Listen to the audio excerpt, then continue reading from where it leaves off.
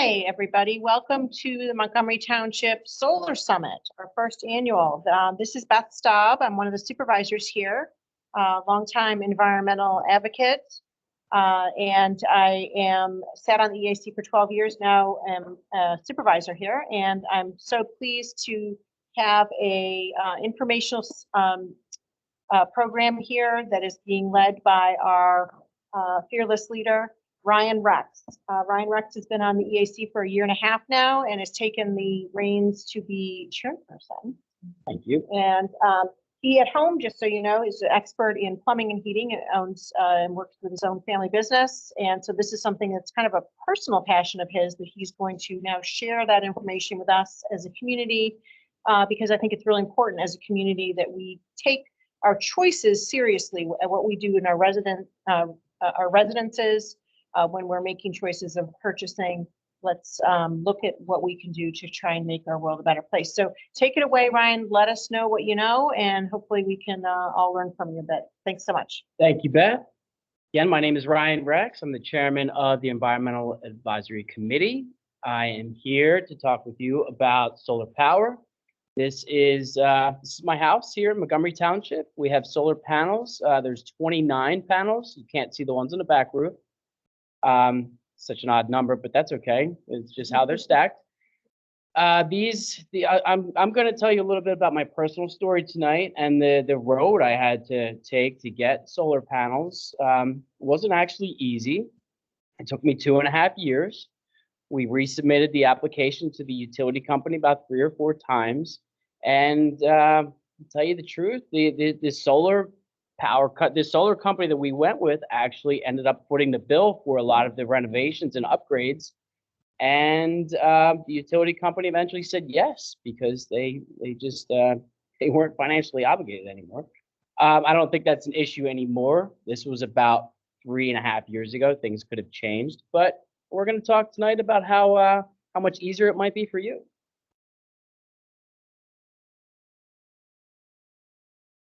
All right, what is solar power?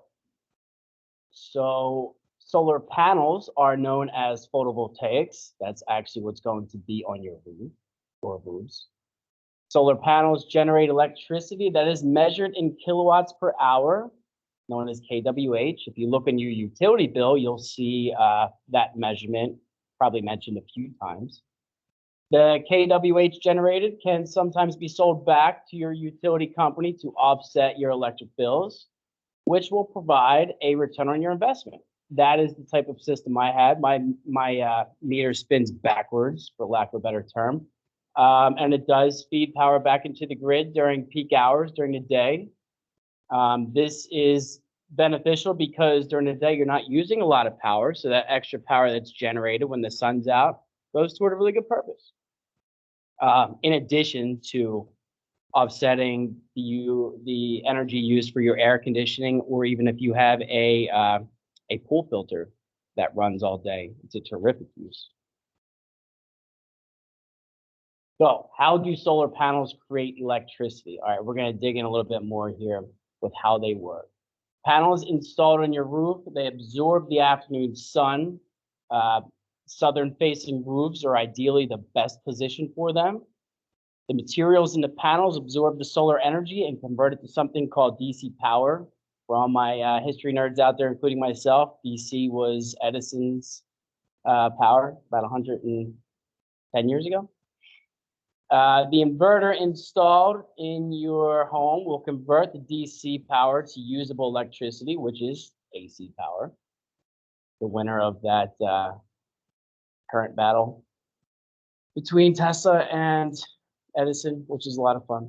All right, so the inverter, my inverter is installed in my garage, and they're similar to how an electrical panel would be installed. And they typically like to put them within 10 feet of your electrical panel to minimize costs and the distance of the wiring.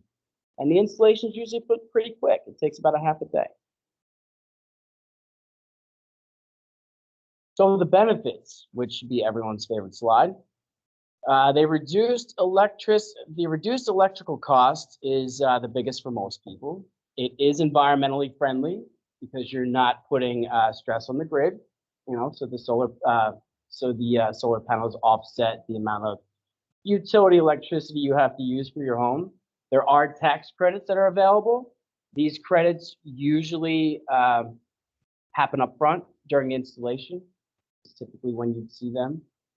The increased property value, because if you're adding a system that's worth $10,000, $20,000, that should go toward a nice resale value. And reduced energy dependence, because you can stack the solar panels with a home battery system, so you can have a really nice system where you can be self-sufficient. Is solar power right for you? All right, so here's some questions you have to ask yourself before signing up. Do you own your own home?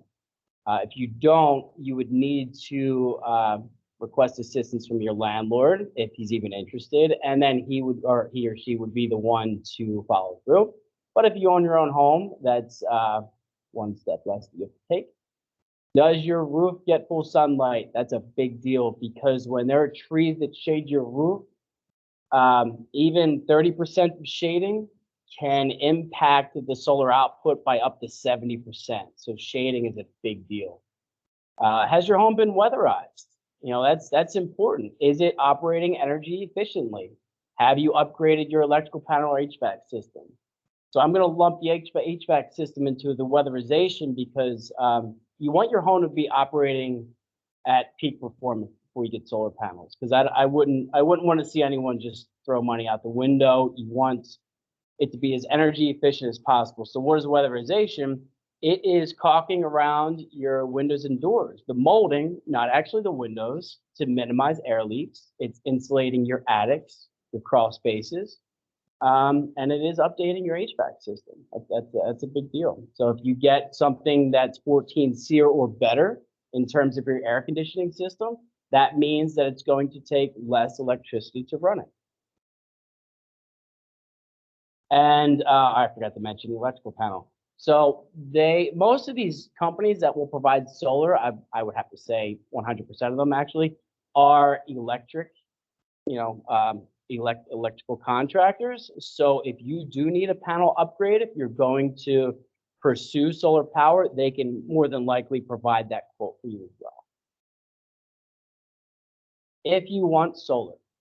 So this is a big one. We can make recommendations, but you just need to do your own research and pick the best company that works for you. Many of these there are many companies who install solar these days, so that's a good thing. You'll need to go to their website. So after this presentation, we have included a page of links which you can reference later. They will take you to local municipalities, through the township or the county, and from there you can do some more research about solar companies. The solar company you pick will contact the municipality and secure all the permits, so you won't have to worry about that. And they will also work directly with the utility company, so you can take that off your list of worries too, because that's actually the most difficult part in my experience, because that's really where the nuts and bolts of it come in, especially when you're tying into your electrical panel and adding new meters. That's really where the engineering and the high tech expertise is necessary. So there is no need to contact Pico directly, but they do have really nice they have a lot of information on their website.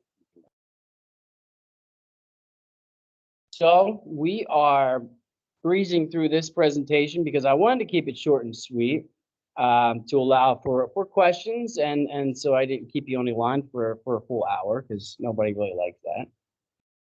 So if there are any questions right now is the time to ask. It seems that I'm hearing crickets, which is fine. So if anybody here has any questions, we could discuss, or we could move on to something else. All right. Solar panels deteriorate the roof. So solar panels do not deteriorate the roof. They actually block the sunlight, which causes deterioration. They'll block the rain, which deflects from causing more deterioration. So your solar company will evaluate your roof before putting in the panels. They'll look underneath to see the plywood, and they'll make all those decisions beforehand. And they'll give you a really detailed proposal of what needs to be done. And a lot of times, if you get a new roof, they'll come out and take them off and put them back on when it's over. That's a big deal. Yeah, I was. Yeah, so this is Don here. I was just wondering how much a typical system costs for a medium-sized roof. In today's Well, I mean, you're probably looking at anywhere from just a round number, a ballpark. It could be somewhere between $10,000 and $30,000. I have no idea. But that's, I could say after 8 years, my system will probably be worth fair market value of less than 10,000. So I don't know if that means anything to you, but that's just, that's the estimate of what my system will be worth after, an extended period of time. So my system was actually a lease. I did not purchase it. I leased it for 8 years, then I had the option to buy it. So I'm about halfway through my contract at this point. A lot of companies don't lease anymore, but you can find that if you really look for it. 2 more questions came in. So this is from Moya. How do you determine how many panels will be needed for it? So they look at your utility bills, and they look at something that's oddly called the minimum maximum. And that is like the minimum peak of your utility costs. And they say, all right, so your house can use a maximum of 10,000. Well, the minimum peak is 10,000. All right, so the 10 kilowatts, right? That's your maximum peak. Well, your minimum peak is 7. That's how they looked at my house. My minimum peak was 7 kilowatts. So that's how they size my panels for the minimum that they could see it jumps throughout the year. And so I could add more panels to my house if I wanted. I'm happy with the output, because I'm going to tell you that before I got solar panels, my electric bill in June was, I'm going to just say, it was over $400 a month. I mean, there was a pool that came with the house, and we have, our air conditioner was a little inefficient. And after the solar panels, we saved more than 70%. I think last month it was about $90. So, I mean, we did great. And that's really what it's for. This is from Mark Richardson. What information do you know about batteries with solar packages? I know that batteries have come a long way. I was just talking to Beth before the meeting about them, and I know the batteries are the holy grail of sustainability. The Tesla, I'm not supposed to mention names, but there are batteries out there that are great that go into your house. I know, obviously one company that I just mentioned, but there are others. So just, broaden your spectrum and just look for the ones that are best for you. This is from Moya again. Are panels permitted to be installed at ground level? I do believe they can be if you have the property for them and the township, approves the permits, and yeah, sure. Again, this is from Mark Richardson. Are credits for solar coming from federal government or the state? They could very well come from both. So I think that, do you know anything about that, though? I believe they're both available, and there may even be other incentives as well. From utility company, companies and yeah, there could be other resources for grant money and things like that if you're able to locate them. I don't know of any, but it's possible. Oh, this is from Joanne. Is there any type of maintenance required? Mine has no maintenance. It just goes. I mean, I called them once because there was some sort of reset, something tripped, and I just went out. They instructed me to go out to my inverter and reset it manually on the panel, and I didn't have a problem again. So I mean, it's kind of like one of those silly things where they just set it and forget it, and you're like, wow, it just keeps producing. And I get monthly notices to let me know my output, my savings, and how much everything is. So it's not like it's not being monitored. That's all the questions.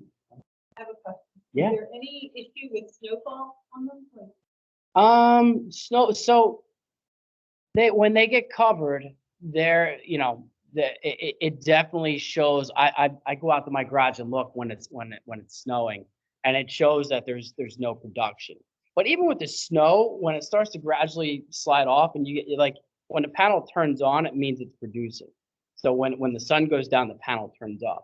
So I can tell when it's producing, and even with the snow, it's still doing something because it's on. Is there an estimated useful life for the panels?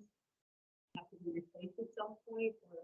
You know, that's a really good question. I would have to defer to somebody who sells them in order to answer that. I don't know, but I could say my panels are, you know, they're 4 years old and they're still operating great. I would think that if your production goes down, you would get a call from your company letting you know that, you know, there's a problem and the panels would need to be replaced. Just got another question. Mark Richardson. Are there any packages that would allow a house to operate completely off the grid? Yes, you would need a combination of solar and battery backup. The battery backups, I think a single battery that's lithium based can take up to 10 kilowatts, which is about a 22,000 to 2,500 square foot house in our area, I would say. I've also seen people put they're really small little wind turbines that they will put on their roof or in their yard area that oftentimes on not sunny days or stormy days, it's more windy. So they actually work really well, complementing each other in windy days, sunny days. They get the solar panels work really well, and on not sunny days, then the wind is contributing a bigger proportion. And usually those wind turbines are quite small. They don't look anything like what you've seen on the horizon in the Midwest or offshore. They're little tiny, they look like bells. I mean, they have all kinds of different shapes and sizes now. But the technology, that's the one thing I will say. If you had a look 10, 15 years ago, like I did, the prices have come down, the efficiencies have gone way up. Technology is racing away right now, and it's I think that it's just there's never been a better time in terms of cost effectiveness to take a chance on this and really take another look at what we can do to make ourselves more energy independent. So I feel like our state government has come a long way also. Pennsylvania is one of the few mid-Atlantic states that still didn't have really good solar incentives, and I think in the past couple of years they've really started bumping that up, which is exciting. I have another question from Joanne. What is the average lifespan of a panel? Do you know what happens to the panels when they reach the end of it? That's Google worthy. I don't think I have that information memorized. I would have to say that, you know, if I have a 10-year contract, that they should last for at least 10 years. You know, if they're anything like the way they manufacture my phone, I imagine that maybe year 12 or 15, you might start looking at new panels to replace, but you know, so far so good. So I don't hear a lot of complaints from people with solar panels with them failing with, you know, quickly. one of the big complaints that people often have saying, well, this isn't really environmentally friendly, is because of the end of life issues, saying, you know, well, what happens to them after they're done being used, that they get put into a landfill. And the issue has been addressed because recyclability of the components has greatly improved. And they're trying to repurpose those into new units rather than putting them into a landfill. That was an early on, probably well-deserved negative part of the solar industry, was the environmental impact of the trash at the end, or, you know, what do you do to reuse it? So they're getting better with that. All right. Did I answer? That is all the questions right now. Okay. All right. So 17 minutes. We need to set, you know, we need to write this down because it might be a record for a meeting, which is fantastic for all of us. We can all go out and have dinner now. I would love to answer more questions, but it seems like a little quiet, and that's okay. We will be posting this presentation on the website, I do believe. Yes. And then Oh, And yeah, and the YouTube channel. One more thing I want to mention in terms of sustainability, the future that we all hopefully will be living into our, as well as our children. We have a new resolution that was passed this year called Ready for 100. This is a really important part of responsibility towards and stewardship towards our environment, looking for all the possible ways we can find sustainability in our choices, whether it be vehicles, energy use, as well as things like making sure that we have the best kind of weatherproofing and weatherability. But when we are building things and purchasing things as a municipality, how are we doing that? And are we putting that criteria of looking through the lens of sustainability in the forefront? And we do that for, obviously the good reasons for sustainability for our future and decreasing our carbon output, but also being a leader and setting a fine example for our community. And then hopefully then there will be other early adopters like Ryan Rex who are going to share their information, and then their neighbors and their community members will say, oh, that's something I can do. And then the ball keeps rolling. And this is how good things start.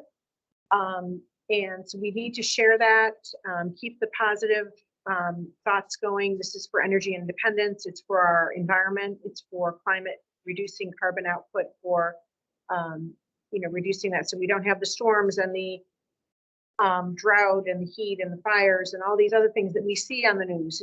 It's big stuff.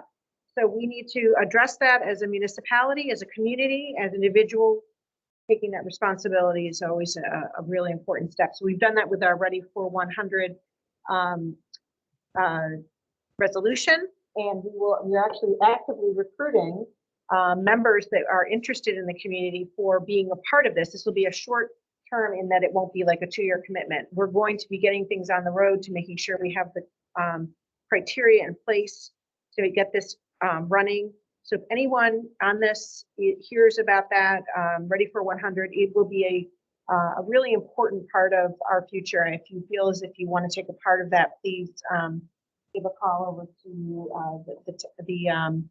the township, and we'll put you in, or check the website, and we will get you in place to help out with that really important initiative.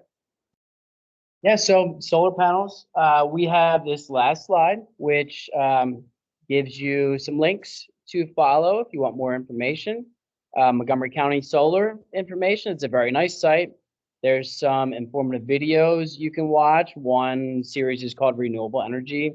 There are lots of checklists and reports that you can look at to kind of give yourself a head start to see, what a potential contractor would be looking for when they come to your home. Energy.gov is a really good one. PA Public Utility Commission, they have a ton of information, and also PICO. They definitely will have some things to guide you in the right direction. So I did a lot of this. I really jumped on the solar panels for myself because I see stress on the grid being a really big thing in our future. And I'm trying to do whatever I can to save energy, because the more people who are dialing in to social media and having computers, and we're just using more and more electricity every day, and that's not something that's ever going to stop. It's just going to keep increasing, and doing things like getting solar panels and having home energy storage is really a big deal, especially weatherization, like we mentioned earlier. I weatherized my house before I got panels, and a typical weatherization for your house would be air sealing, insulation. It could be a few $1,000s. That's less than a 2 or 3 year payback. So that's a quick return, and it's well worth your money because it makes your house more comfortable. Hey, could we do a seminar on weatherization? Anytime you want. I think that would be a really next summit, weatherization. Sure, maybe in the fall. In the fall. Okay, all right. do it. We'll prepare and we'll get it done. All right. So this is your EAC in Montgomery Township signing off. I hope you all enjoyed the presentation, and we'll make it available for you. Thanks so much, Ryan. Bye, everybody.